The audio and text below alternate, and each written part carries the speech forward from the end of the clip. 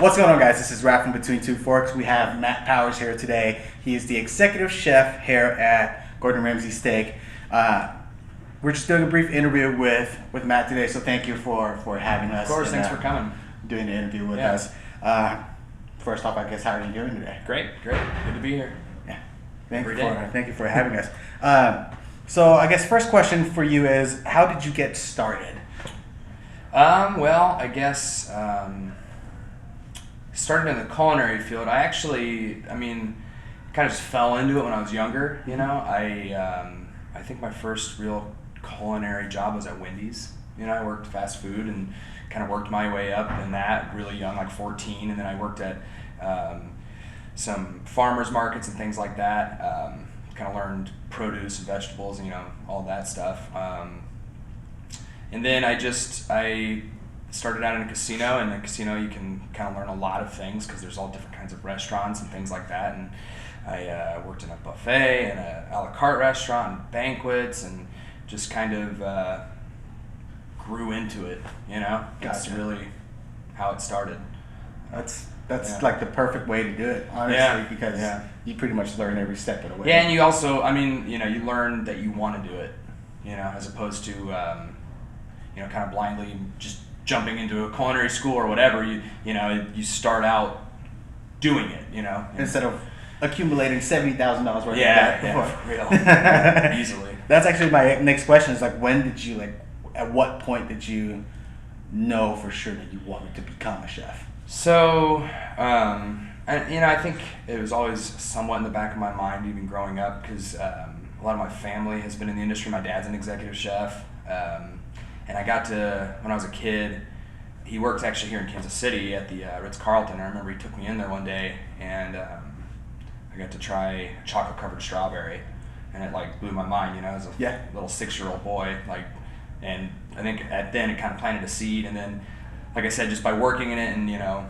being able to be creative, work hard, and be kind of goofy and be yourself, you know, it's all those things all just kind of rolled into where I am. I guess it's a very expressive field. Yeah, exactly. And it allows you to create. Yeah, you get to, on one side you get to work hard, and, you get to enjoy the fruit of your labor truly, and then also you get to be artistic, and, it's all those things, and you get to work with a lot of people and meet people of all different cultures and try their food, and it's just it's a job that you're always learning, and anytime I'm not learning, I get complacent and bored. So when did you ever think that you would ever meet Gordon Ramsay? Absolutely not.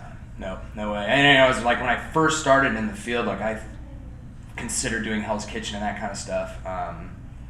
But no, I definitely never thought I'd have this job or meet Gordon, and any of it. It's very very fortunate. So you said you considered doing Hell's Kitchen. What detoured you from? Oh, who knows? Honestly, it was a long time ago. I think honestly, it was probably because the trials were too far away. You know, I was probably 20 years old and just didn't want to drive all the way to Chicago or wherever it was. But understandable. Yeah, who knows? I'm glad it went this way, because heck, if I would have lost, I definitely wouldn't have gotten this job. Sure. Yeah, absolutely. Yeah, you just tell you to go hang your coat up. Right, exactly. I'd still be coat hung up. So I guess the next question that I have for you is who inspired you the most? I know you said your dad. Yeah, he's there.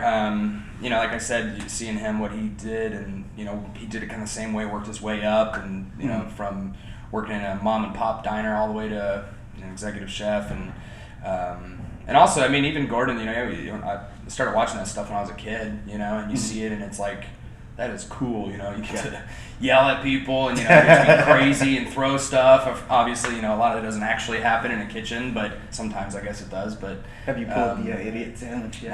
Not yet. We'll see. See how this interview goes. Yeah, you're right. Go get some bread, right?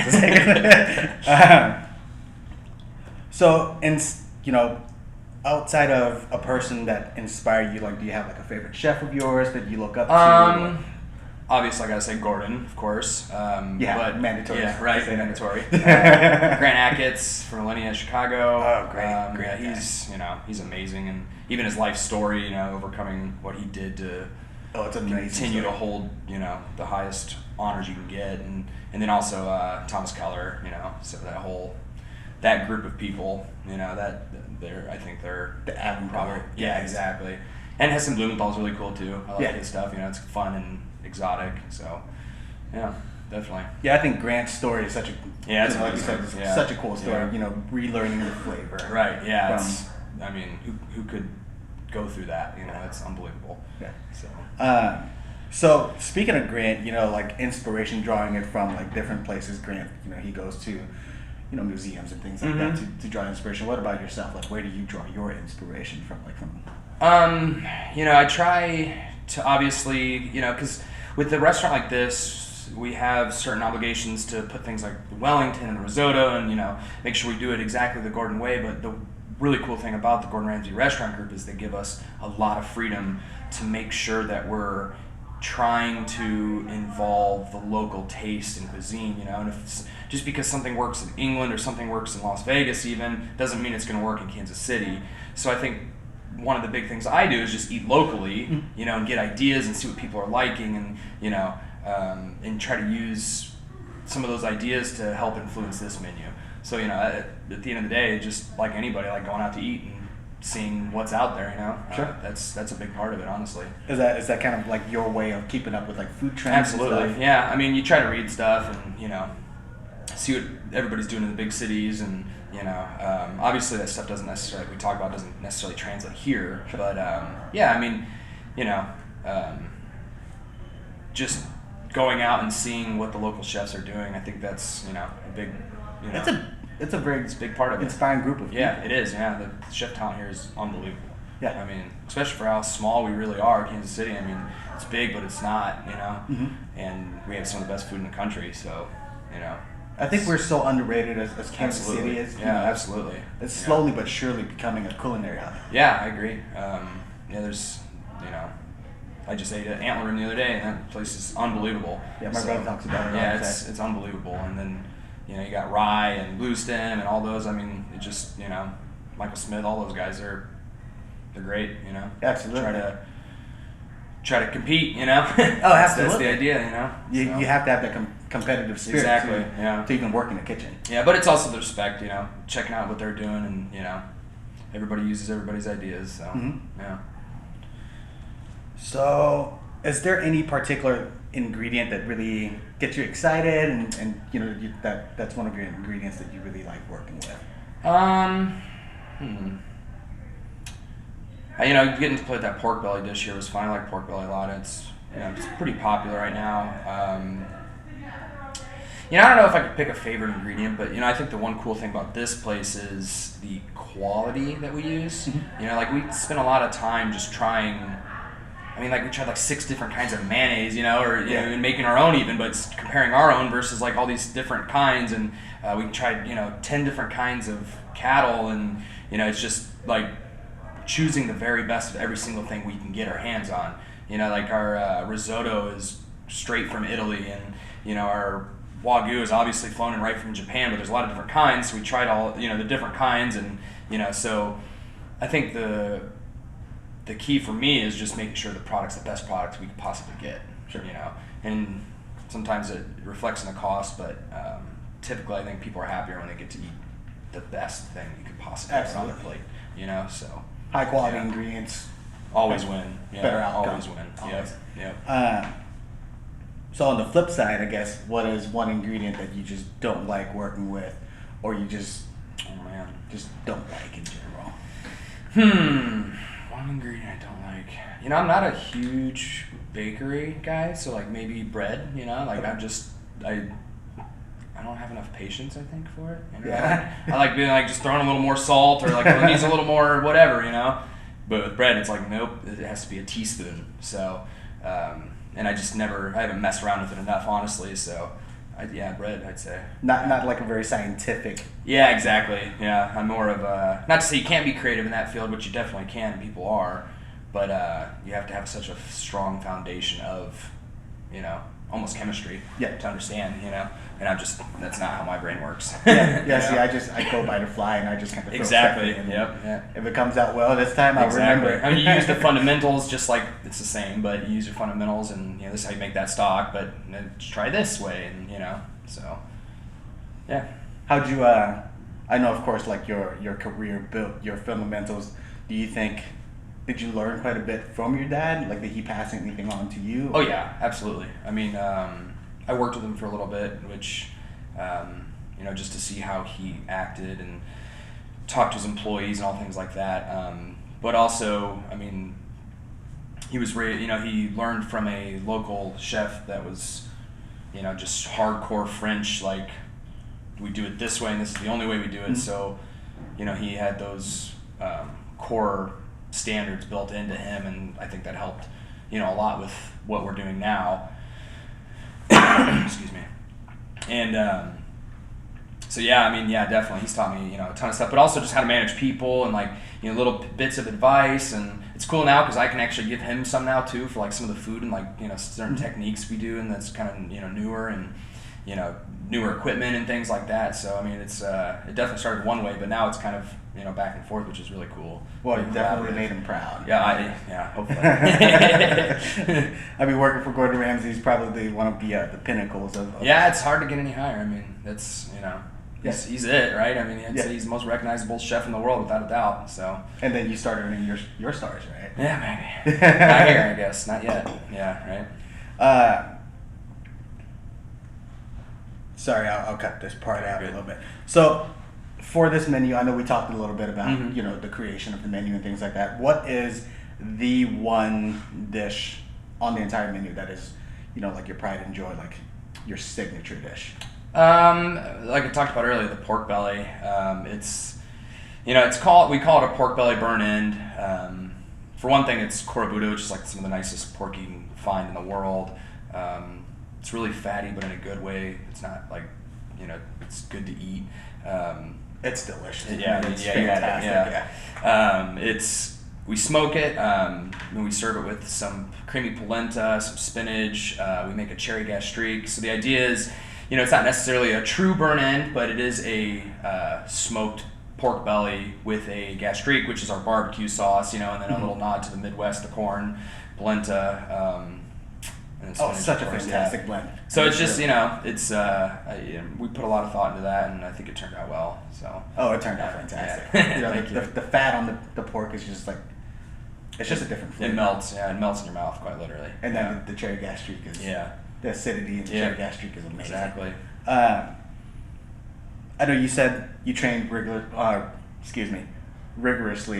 under Gordon and Christina. How do they differ in, their mindset and their management style compared to, let's just say your normal mom and pop, or just even like a local restaurant? Well, I think for number one, it's safe to say they're both probably like in a genius level. Like, they're brilliant people. Mm-hmm. Like, they know everything there is to know about running a restaurant. Absolutely. They've both seen everything you can ever imagine, and they know what tastes good. And it's as much as it is about the grand picture, it's really the small details that matter the most to both of them, really. Something as simple as putting chives in something is everything, because if you forget it, it's not right. The way you organize, your coolers, and like just every little detail matters so importantly, because it's what creates the blocks for the grand picture. And I think that's where it makes them the best at what they do, because they just know. They know everything there is to know about this. So. And efficiency. Yeah, exactly. Yeah, jeez. I mean, yeah. We were a mess when we first started, because it's just it's totally different than what anyone's probably even in Kansas City's used to, the way we run our line. And now we're, lean and mean, we're pumping out numbers every single day, no problem. So they know what they're doing, and we listened and it worked. So. And like you said, it's just a priceless knowledge that. Yeah, we talked about that last night. Yeah, it's people would pay for that, I think. Absolutely. Yeah, I mean, and I was lucky enough to be a part of it, so it's I consider myself very fortunate in that. I'd pay to have Gordon stick a sandwich on my head. Yeah, Two pieces of bread on my head. He's a big guy. He's very tall. Yeah. He's very tall in real life. They said, 6'3", 6'4"? Yeah, probably. Huge feet, too. I mean, you wouldn't believe it. Yeah. I'm not going to comment on that. Right? So, what is your favorite dish, I guess, to cook at home? Because I know some people, like some professional chefs, don't like to cook at home because they cook all day. Yeah, I do. I mean, I cook at home. I like to barbecue a lot. I mess around with my green egg outside. Yeah. Spend all day out there. I like doing that. Have a couple beers with it, And then I also actually sous vide a lot too. I got my wife into it, which is nice because now she can sous vide at home. Yeah. But yeah, because it's simple and you can kind of set it and forget it like a crock pot, but it's like a modern day crock pot, really, the way I look at it. So yeah, I mean, I cook so much stuff on my green egg. That's probably my favorite. Yeah. Yeah, because it's just such an efficient heat source. Yeah, that thing's awesome, and people always love it. So speaking of heat source, what do you think of induction? Induction? Well, we have a couple. It's nice, in a kitchen setting, getting technical, but it's nice for an induction because you don't necessarily need a hood. Okay. So in places where you're doing cold food and you just need one little heat source, you can have it with that. So there's a place for it, I'd say. It's cool on buffets. You can have things out there and people can't catch their hand on fire, I guess. Yeah. But that wouldn't be good, right? It does. I mean, I'd always prefer gas over anything. Always. Yeah, because I know except outside, and it's charcoal. Charcoal and wood fire, right? Right. Definitely. Best flavor. Always. I like earlier we said, we talked about how you're having a family and things like that. Yeah. How do you balance, such a demanding career with that? Well, that's one thing that's nice. Remember, we're in a casino, so we are Harrah's. I work for Harrah's technically, and Gordon Ramsay's like our partner, more or less. I still have to listen to everything they say, and they are essentially, my boss and all that stuff. But working at a bigger corporate place like this, which is Caesars, right? They make sure that we do have time for our family, and we do have vacation, and and we have a really good staff that I trust, and I think that's just the biggest part of it. You have to have a staff that you trust. We talked about a little yesterday. I try to hire chefs that are better than I am, so that when I'm gone, it's no issue. And that's the way it is right now, which is amazing. So, and it helps with Gordon's name above the door. People want to work here, and because they learn a lot, and we make sure people progress, and those things help me. Help me take time off, and so. And it really helps, just to have a team that you can trust. Oh, it's everything. Yeah, because if they all quit today, guess what? This place ain't open if I'm just sitting there. Oh, absolutely. So yeah, they are the ones that do the physical, hard cooking, the steaks, the work. The things that make this place run day to day. And they do a fantastic job. Yeah, they're a really amazing crew. So, yeah. And it's really nice to see that you're paying tribute to the crew, because as we all know, some people like to take all the fame. Oh yeah. We're a team without a doubt, and I think everybody back there knows that, and they all help each other, and everybody does everything to help make sure nobody fails, and there's no disrespect, or I'm not yelling at people just to yell at them. That's not the way this is. So, which kind of leads us to the next question. What is your management style when it comes into the kitchen? Honestly, I've had conversations with people about it before. There's the old school technique, kind of like Gordon. You're in their face and throwing things and yelling, and then there's kind of the more new school. And I think, in this day and age, it's becoming harder and harder to find cooks because people just don't want to get yelled at like that. To be completely honest, people just don't like that anymore, and it just doesn't. It's hard to keep people if you have that attitude. So I try to just be very open and respectful, and if somebody needs a Saturday night off, they're probably going to get it, and that's just because if you don't have, like you're saying, work-life balance, then you're going to fizzle out and cease to exist in this field. You see it all the time. People hit their 30s to 40s and they're just done, and they can't do it anymore because either you have a life or your kitchen is the life, and I think it's a tough where career. Yeah, it is, and that's where in this culinary field as a whole has to go. Is if you want to keep progressing, you have to have a staff that's there to support you and you support them. So that's what I try to do. how do you handle, keeping from being burnt out?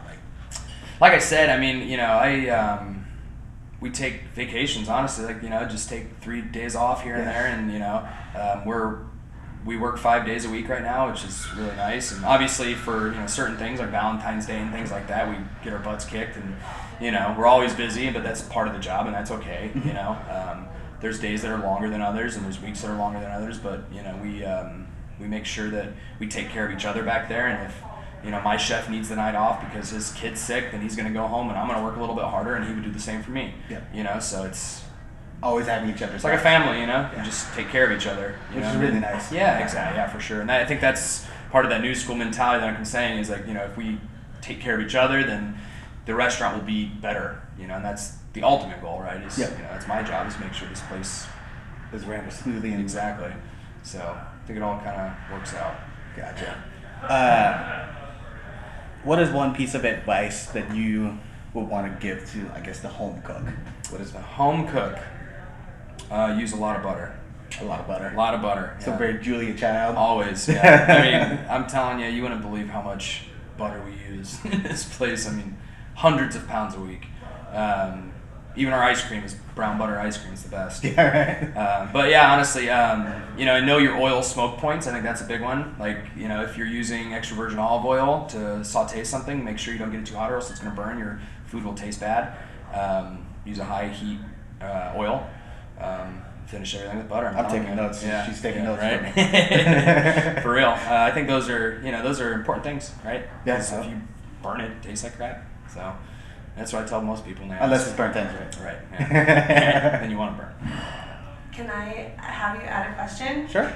My question being, is this something, are you teaching your son, and is this an industry that you would want your son to kind of go into? Okay, then you go ahead and ask that question, I'll shut up. Yeah, I think that's a great question. Yeah. You ask it though. Oh, you want me to ask Yeah, it? I can I'm keep not on that camera. I'm not on camera, you do. So is this an industry that you would want your son to be in, or is there anything that you kind of pass on and share with him? Oh yeah, I mean, he loves being in the kitchen with me, and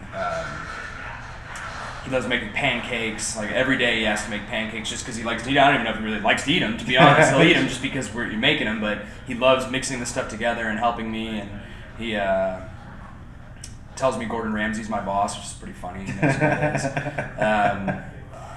But I don't know. It's up to him. I respect it. I would never tell him to do it, and I don't think I would necessarily be mad. I mean, it is, like we were just talking about, it's a life of sacrifice to a lot of people, and you have to just, want it, and, you have to put a lot of hard work in, and obviously there's a lot easier ways to make money out there than this, but some people have that itch that can only be scratched by being a little bit of a psychopath in the kitchen. Yeah. To be honest.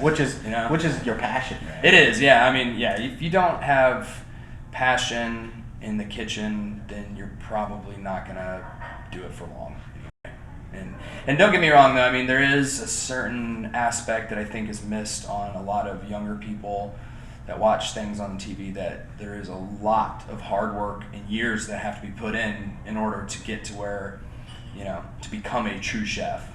And it can be grueling and taxing, and long nights and weekends and holidays, and you miss your family, but that's, you have to earn your stripes. Yeah, you do. And that's the hardest part, I think, for most people, is they don't realize that you're probably going to put in 10 years before you can put the white coat on. Yeah. So. And I think TV glorifies it a bit. Mm-hmm. Do you Oh, absolutely, yeah. Yeah, I mean, it does, and that's TV, and it's meant to be entertaining and not necessarily real life. Romanticized. Yeah, I mean, it is crazy back there on a really busy night. People running around, and it's you'll get a little glimpse of it in a little bit, but it's controlled chaos. Yeah. We tell a lot of new servers be a duck on water. You could be calm and cool out here in the dining room, but be as crazy as you want in the kitchen, kind of thing. I mean, sure. And they're great. They're very well trained. I mean, that's part of this whole restaurant group. They're incredible out front. So, but it's definitely. Okay, so very very last question. Since you know, I do a lot of knife reviews and things Mhm. like that. Do you have your own personal knife roll? Absolutely, yeah. I have a Bob Kramer Damascus 10-inch. That's my daily driver, if you will. It's gigantic, super awesome thick blade. And then I have a little Shun Flay boning knife. I use that a lot for more delicate work. Do you mind if we take a look at it? Yeah, I'll show it to you. Absolutely. And then I have a little Icon Wusthof paring knife. Yeah. That's awesome. Yeah. All right. Well, thank you so much Thanks, man. for doing the interview with us. Yeah. And I really appreciate it. Of course. Thank you. Thank you.